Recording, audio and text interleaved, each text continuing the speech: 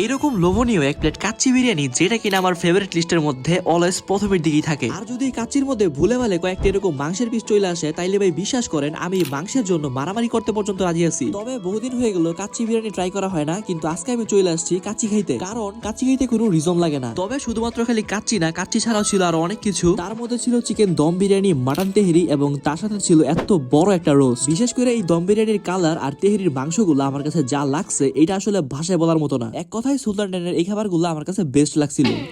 তো hello guys, it's me Arnab and welcome to my another blog. আর আজকে আমি চলে আসছি সুলতান ডাইনে কাচ্চি ট্রাই করতে, কারণ আমার কাছে শহরের বেস্ট কাচ্চি মানে সুলতান ডাইনের কাচ্চি। তো আজকে আমি চলে আসছি সুলতান ডাইনের গাজীপুরের জয়দেবপুর ব্রাঞ্চে। তো ভিতরে আসার পর দেখি ভিতরে তেমন একটা ক্রাউড নাই, মোটামুটি খালি বললেই চলে। তো এই সুযোগে খাবারগুলো অর্ডার দিয়া আইফোনটা লয়ে টাইনার সামনে শো আপ করতেছিলাম। আর শো আপ করতে করতে হঠাৎ করে মনে পড়ে গেছে, আরে না এরকম তো করা যাবে না, নাইলে বাইসে আমার পরে আবার কপি বাস কইবো, কারণ এটা হইতেছে কি একজন মানুষের সিগনেচার স্টেপ। যাই হোক, এই কথা বাদ দেই, আমার খাবারগুলো কিন্তু সব চলে আসছে। আর এখান থেকে আমি অর্ডার করছিলাম বাসমতি কাচ্চি চিকেন দম বিরিয়ানি, এবং তার সাথে ছিল মাটন তেহেরি, প্লেন পোলাও, আটা ছিল মুরগির রোস্ট এবং জালি কাবাব, এবং সবশেষে বোরহানি। তো আমরা ওই দিনকার লোক ছিলাম 3 জন, আর 3 জনের জন্য কিন্তু খাবারগুলো একদম পুরাই যথেষ্ট। আর ওই দিনকে আমরা যে যে খাবারগুলো অর্ডার করছিলাম সবগুলো খাবার আসার পরে টেবিল কিন্তু একদম খাবারে ভরে গেছিল। সামনে তখন আমার এত খাবার কুন্ডা রেখা কুন্ডা খাই, তো ফার্স্টে শুরু করলাম কাচ্চি দিয়াই, কারণ আমি হইলাম একজন কাচ্চি লাভার। তো শুরুটাই কিন্তু আমি ফার্স্টে কাচ্চি দিয়ে করবো, এটা তো নর্মাল। আর সত্যি কথা বলতে সুলতান ডাইনের কাচ্চি সম্পর্কে বলার মতো তেমন কিছুই নেই, কারণ এর গুণগত মান, টেস্ট, কোয়ান্টিটি সবকিছু একদম পারফেক্ট। আর